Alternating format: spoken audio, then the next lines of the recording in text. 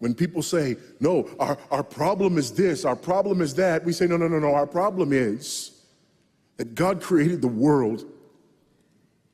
And God created man, and he put man in the garden to keep the garden, and he gave the man a command. And he held that man to perfect, perpetual obedience to that command, and he promised him life if he kept it, and death if he didn't. And he didn't keep it, he ate. And because he ate, because of that one man, sin entered the world, and death through sin. And everyone born from that man through ordinary generation inherited that man's sin nature. And because of that sin nature, sins proceed from it. And our world is broken because of that sin. And we stand guilty before a holy and righteous God. And we know that he's holy, and we know that he's righteous, and we crave justice. But the problem is that if God gives us justice, we all die. And so that God, in his goodness and in his mercy, sent forth his son, who was not born of ordinary generation, but was born of a virgin. Yes, the virgin birth matters. Why? Because if he's born of ordinary generation, he's born in sin. But because he's not born of ordinary generation, he's not born in sin. He's clean of sin. His record is clean. And he keeps his record clean. And he obeys God's law.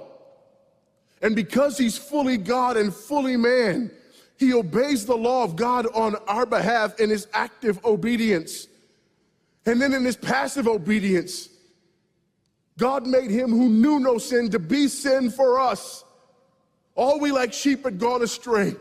Each of us had turned to his own way, but God laid upon him the iniquity of us all. And Christ died for sin once for all, the just for the unjust.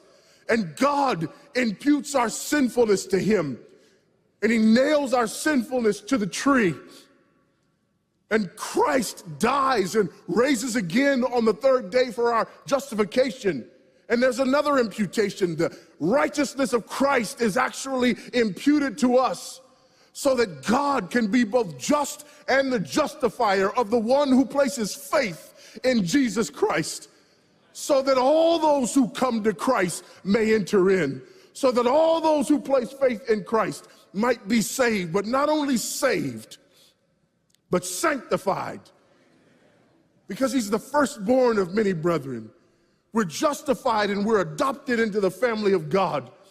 And we're sanctified, and as his children, we begin to bear the family resemblance. And we're further sanctified throughout this life by the very same gospel that saves us. Until one day, when it's all said and done, we're not just saved from the penalty of sin.